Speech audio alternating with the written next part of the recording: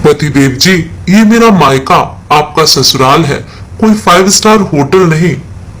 अरे यार, ये क्या बूंदी का रायता बना दिया। तुम्हें पता है ना, मुझे बिल्कुल पसंद नहीं है। कम से कम वेजिटेबल रायता ही बनवा देती। क्या तुम्हें मेरी पसंद पता नहीं है? अब जो भी है बन चुका है, अभी खा लो। माँ ने कितने प्यार से बनाया है। शाम का खाना मैं देख लूंगी। शाम का क्या देख लोगी? हो गई आओ भगत, थोड़ी देर में ही निकलेंगे यहाँ से।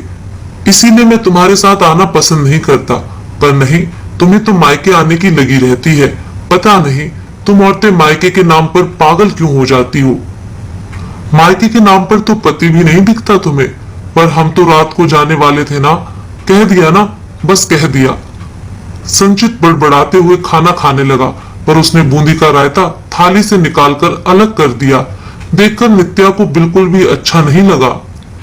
कितने प्यार से माँ ने बीमार होने के बावजूद भी संचित और उसके लिए खाना बनाया, पर उसे तो बिल्कुल कद्र ही नहीं।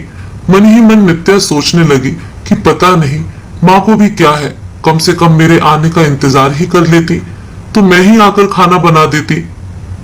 पर उनकी भी क्या गलती। घर से निकलते समय फोन किया था कि मम्मी हम बस आ रहे हैं, जैसे यहाँ सब कुछ तैयार ही मिलेगा। मम्मी भी यह सोचकर तैयारी कर देती हैं कि कम से कम कुछ देर बैठकर बेटी से बात कर लेंगी, इसलिए पहले ही काम कर देती हैं। और पापा इतनी दूर मिठाइयां लेने गए हैं, पर ये इंसान तो कुछ समझता ही नहीं। इतने में माँ गर्मा गर्म फुलके लेकर बाहर आई और मनुहार करते हुए संचित के थाली में परोसने लगी। जितनी देर भी माँ संचित के पास खड़ी होती, उतनी देर नित्या की सांसें ऊपर नीचे होती रहती कि कहीं यह शख्स उसकी माँ को कुछ कह ना दे। जब दोबारा माँ फुलके लेकर आई तो माँ ने पूछा, बेटा खाना अच्छा तो लगा ना?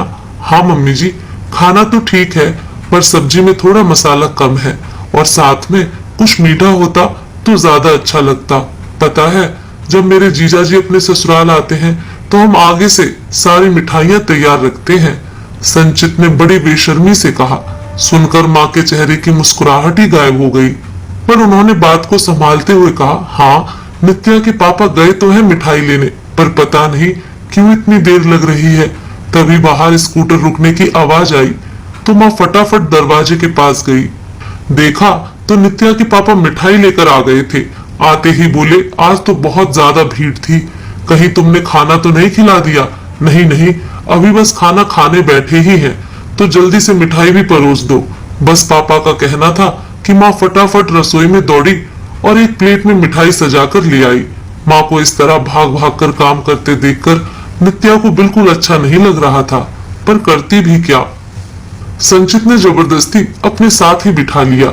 अभी शादी 3 महीने पहले ही हुई है, इसलिए नए दामाद नाराज ना हो जाएं, सोचकर माँ ने भी उसे संचित के साथ ही बैठकर खाना खाने को कह दिया। इस 3 महीने की शादी में संचित जब भी ससुराल आता तो माँ पापा उसकी सेवा में हाजिर ही रहते। भैया भाभी तो अपने काम के सिलसिले में दूसरे शहर रहते थे। मम्मी पापा का वहां मन नहीं लगता तो वो यहीं रहते। पर संचित में इतनी अक्ल नहीं कि क्यों बुजुर्गों को परेशान करना। अरे उनके घर में सब कुछ आगे से तैयार रहता होगा, आखिर पूरा परिवार एक साथ रहता है। दोनों बहुएं सेवा में हाजिर रहती हैं, पर यहाँ वैसे उम्मीद करना ये तो गलत है। नित्या कुछ कहना भी चाहती तो मम्मी पापा मना कर देते। खैर, खाना होने के बाद अभी थोड़ी देर बैठे ही थे कि संचित ने जाने की जिद पकड़ ली। पापा मनुहार करने लगे, बेटा कुछ देर तो रुक जाओ, आज तो वैसे भी तुम्हारा संडे है। पर काम का बहाना कर संचित ने वहां से विदा ले ली। भारी मन से नित्या संचित के साथ वापस ससुराल आ गई। उन दोनों को इतनी जल्दी आया हुआ देखकर सासू माँ ने पूछा, अरे तुम लोग इतनी जल्दी कैसे आ गए? तुम तो रात को आने वाले थे ना? अरे मम्मी, इसकी मम्मी पापा को दामाद की आव भगत करना तो आती नहीं है, वही सब्जी रोटी बनाकर पकड़ा देते हैं। यह तो मुझे यहाँ पर ही मिल जाता है, तो मैं वहां क्यों जाऊं? मेरा तो बिल्कुल मन नहीं लगता है वहां पर। सासू माँ ने नित्या की तरफ देखा तो वो निगाहें नीचे कर अपने कमरे में चली गई। पर संचित ने अपना बोलना जारी रखा, अरे हमारे यहाँ देखो, जब भी जीजा जी आते हैं तो कैसे सब उनकी सेवा में लग जाते हैं, कितने तरह के पकवान बना देते हैं और मिठाइयाँ, उनके तो कहने ही क्या। जबकि मेरे ससुराल में क्या बनाया, पनीर की सब्जी, दाल और रायता, वो भी बूंदी का, जो मैं खाता नहीं। और मिठाई भी खाना खा रहे थे उस समय ससुर जी लेकर आए। बाप रे, मैं तो अगली बार से नित्या को सुबह छोड़ाऊंगा और शाम को ले आऊंगा। जैसी तेरी इच्छा बेटा, जा तू आराम कर। वैसे भी आओ भगत करना हर किसी के बस की बात नहीं। सासू माँ ने भी संचित को समझाने की जगह आग में घी डालने का काम किया। यह बात रसोई में काम करती हुई बड़ी बहू विधि भी सुन रही थी। उसे नित्या के लिए बहुत बुरा लग रहा था। संचित शुरू से ही बड़बोला है। विधि के साथ भी एक दो बार ऐसी हरकतें कर चुका था। जब वो अपने बड़े भाई भाभी के साथ उनके मायके गया था, तब भी घर आकर उसने विधि के मायके वालों की मेहमान नवाजी पर प्रश्न उठा दिए थे। वो तो संचित के बड़े भाई अनुज समझदार थे, इसलिए बात ज्यादा आगे बढ़ी नहीं। पर खुद के ससुराल में भी यही हरकतें। विधि नित्या के पास गई और उसे समझा बुझाकर रसोई में ले आई। बात आई गई हो गई।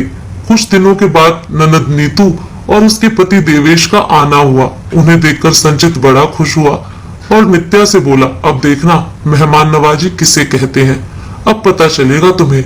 मेरी बात सुनकर तो पूरा मुंह फूल जाता है तुम्हारा। नित्या को संचित की बात का बहुत बुरा लगा। उसने यह बात विधि को बताई तो विधि ने कहा, फिक्र मत करो देवरानी जी, अब पता चलने ही दो, आखिर हम भी तो देखें मेहमान नवाजी किसे कहते हैं। कहकर विधि ने नित्या की तरफ देखा और बस दोनों देवरानी जिठानी मुस्कुरा कर रह गई। अभी दोनों देवरानी जिठानी रसोई में खड़ी होकर बातें कर ही रही थी कि इतने में सासू माँ रसोई में आई। अरे तुम दोनों यहाँ क्या कर रही हो? बाहर देखो, दामाद जी और नीतू आए हैं। एक बार बाहर आकर उन्हें प्रणाम तो कर लो और फिर जल्दी जल्दी चाय नाश्ते की तैयारी करो। आखिर नित्या और विधि दोनों रसोई से निकलकर बाहर आई। जीजा जी और नीतू को प्रणाम कर दोनों के हालचाल पूछने के बाद दोनों ने रसोई का रुख किया। लेकिन तभी देवेश जी ने सासू माँ से कहा, मम्मी जी मुझे भी आधे घंटे में ही अपनी जरूरी मीटिंग के लिए रवाना होना है, तो प्लीज नाश्ता थोड़ा जल्दी तैयार करवा दीजिए। सासू माँ ने दोनों बहुओं की तरफ देखा।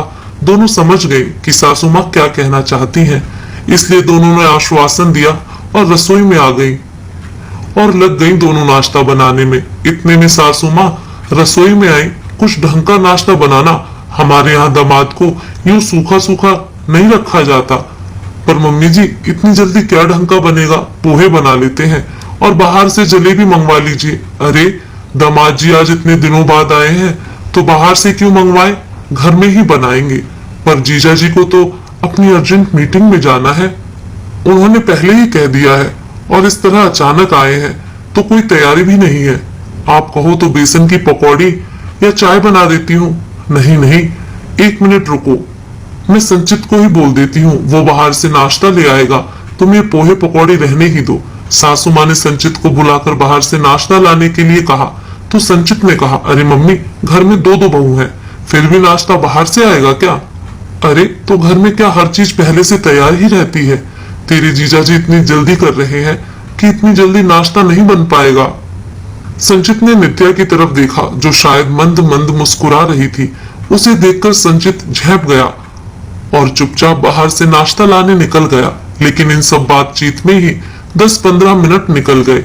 जब तक संचित घर आया, जीजाजी अपनी मीटिंग के लिए रवाना हो चुके थे। उसे देखते ही नीतू बोली, क्या भाई थोड़ा जल्दी ही आ जाता, देख तेरे जीजाजी भूखे ही मीटिंग के लिए निकल गए। पर दीदी हर चीज में थोड़ा वक्त तो लगता ही है ना। हाँ पर तेरे जीजाजी नहीं समझे तो मैं क्या करूं। खैर कोई बात नहीं, भाभी आप मेरा और मम्मी का तो नाश्ता लगा दो, नीतू ने कहा।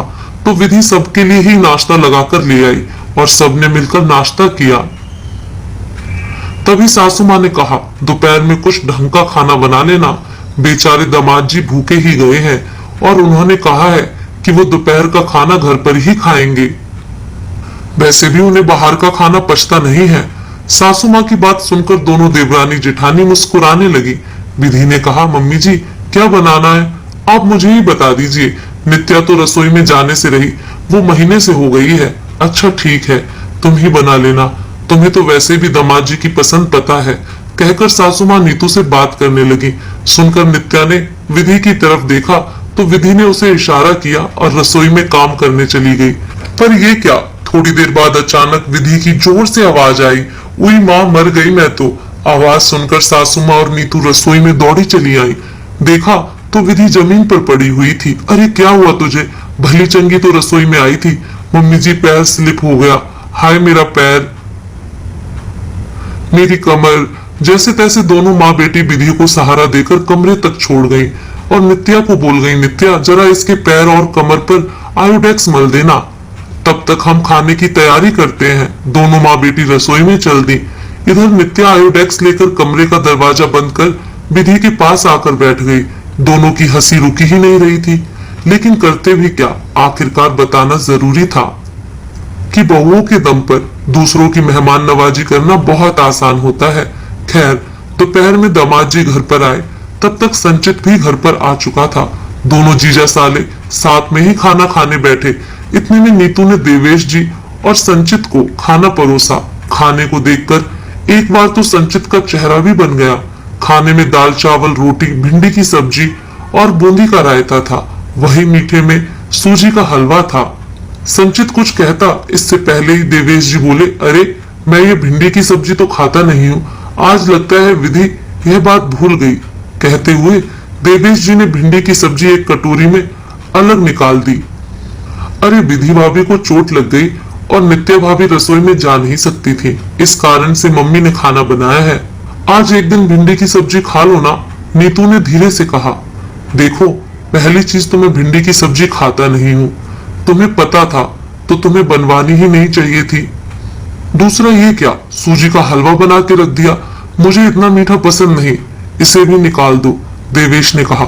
सुनकर नीतू थोड़ी तल्खी से देवेश जी से कहा, पतिदेव ये मेरा मायका है, आपका ससुराल है, कोई 5 स्टार होटल नहीं जहाँ सब कुछ आपके मन मुताबिक ऑर्डर करो और मिल जाए। सामने वाले की परिस्थितियों को भी समझना चाहिए।